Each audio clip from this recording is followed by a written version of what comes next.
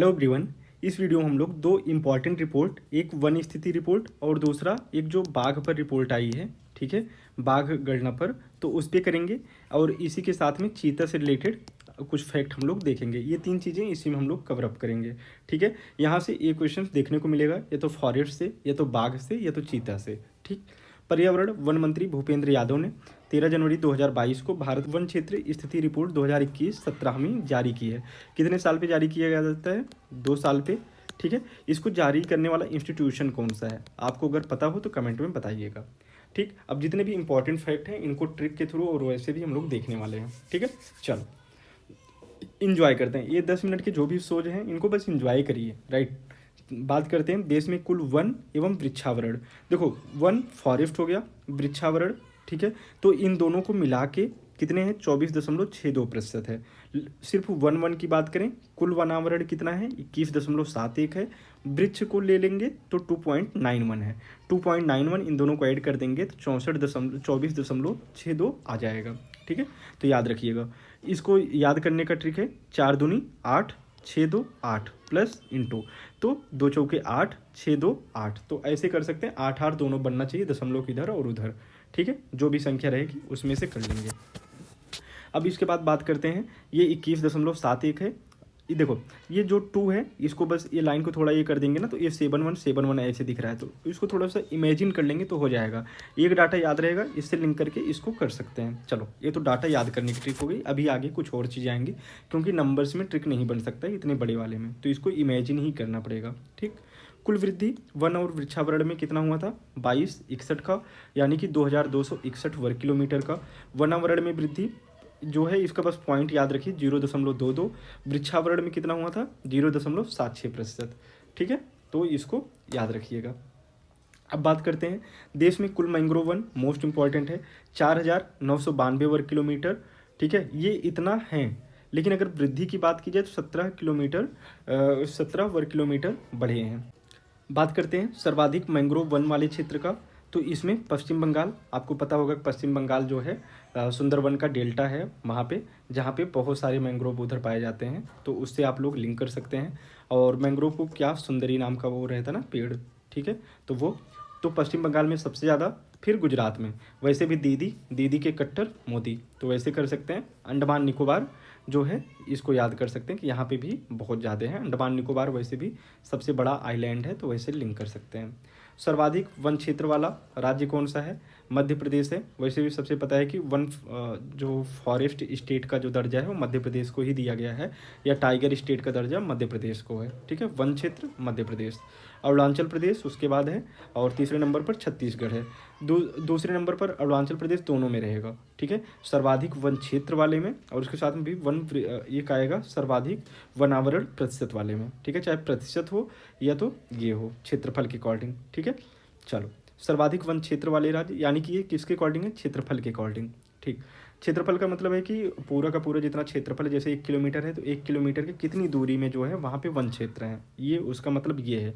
और परसेंटेज का मतलब ये होता है कि 1 किलोमीटर का, जैसे मान चलो कहीं पे 80% है तो 1 किलोमीटर कहीं पे 90% है, तो ऐसे करके है, ठीक। तो परसेंटेज के मामले में है। अब अगर कहीं का क्षेत्रफल ही 500% है, लेकिन उस 500% का वहाँ पे पता लगा 95% वनावरण है, ठीक है, तो उसका परसेंटेज वाइज ज़्यादा हो जाएगा, जैसे लक्षद्वीप का, ठीक है, ऐसे लिंक कर सकते हैं।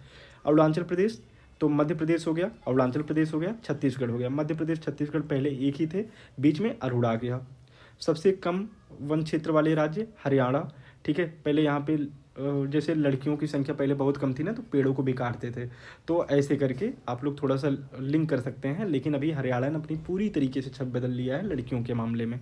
हरियाणा इसी से मिला जुला है पंजाब, ठीक है, इसी से अलग हुआ था। फिर तीसरे नंबर पर गोवा, ठीक है, क्योंकि यहाँ पे सब कुछ करके गोवा को बीच बना दिए हैं रंग बिरंगी, राइट। क्योंकि जो चीज़ जंगल में होता है वो गोवा के बीच भी हो रहा है, राइट। तो उससे लिंक कर सकते हैं। बस ये लिंक करने के लिए, हंसी मजाक के लिए मैंने पहले ही बोला था कि ये 10 मिनट का शो है, ठीक है, इसको बस देखते जाइए, क्योंकि करंट अफेयर्स के बहुत सारे वीडियोज़ मैंने मास्टर वीडियोज ला दिए थे। ये सिर्फ एक पेज में आपके पास में रहेगा, और 10 मिनट में आप रिवाइज कर लें सारे फैक्ट एक जगह, ठीक है। नहीं तो वन लाइनर्स लेके सारी चीज़ें आपको प्लेलिस्ट में दिखी जाएंगी।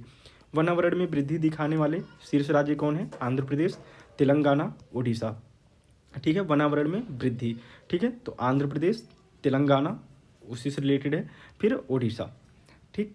सर्वाधिक वनावरण प्रतिशत वाले राज्य मिजोरम। ये वनावरण प्रतिशत सर्वाधिक यहाँ पे कैसे हुआ, यहाँ पानी की जगह पे रम डाल डाल के यहाँ पे निकाल रहे थे, तो मिजोरम रम। दूसरे नंबर पर अरुणाचल प्रदेश आएगा ही। तीसरे नंबर पर मेघालय, जहाँ सबसे ज़्यादा पानी होता है, तो जहाँ सबसे ज़्यादा रम तो पहले नंबर पर। दूसरे नंबर पर अरुण, मैंने बोला था बीच में रहेंगे ही। तीसरे नंबर पर मेघालय, पानी डाल के तब यहाँ पेड़ निकालते थे। ठीक। देश के वनों में कुल कार्बन स्टॉक कितना है, 7,204 मिलियन टन के लगभग है। तो बस इसको याद रखिए, नहीं तो छोड़ दीजिएगा। अब इसके बाद जो हम लोग बात कर रहे हैं वो बात करते हैं बाघ गणना रिपोर्ट की कर लेते हैं। ये जो है जारीकर्ता कौन है, भारतीय वन्यजीव संस्थान। 29 जुलाई 2023 को, 29 जुलाई को कौन सा डे मनाया जाता है, आप लोग कमेंट में बताइएगा। भारत में बाघों की कुल संख्या कितनी हो गई है, 3682। ये एक प्रकार से एवरेज है। 3 जगह आपको डाटा मिलेगा। एक जगह आपको 3167 देखने को मिलेगा, एक जगह 3682 मिलेगा, और एक जगह 3925 मिलेगा। इसमें से जो ये वाला डाटा है यही ऑथेंटिक है, 3167 वाला। ये अगर दिखता है तो यही आप लोग लगाएंगे, ठीक है, क्योंकि ये पूर्व में जारी रिपोर्ट में बाघों कुल संख्या 3167 बताई गई थी, ठीक है। लेकिन भारतीय वन्यजीव संस्थान ने जो 29 जुलाई को जारी किया उसमें 3682 एवरेज है, ठीक है। लेकिन पर्यावरण, वन एवं जलवायु मंत्रालय द्वारा रिपोर्ट के अनुसार भारत में बाघों की कुल संख्या 3925 है, ठीक है, तथा वार्षिक वृद्धि 6.1 है। तो ये तो एवरेज हो गया।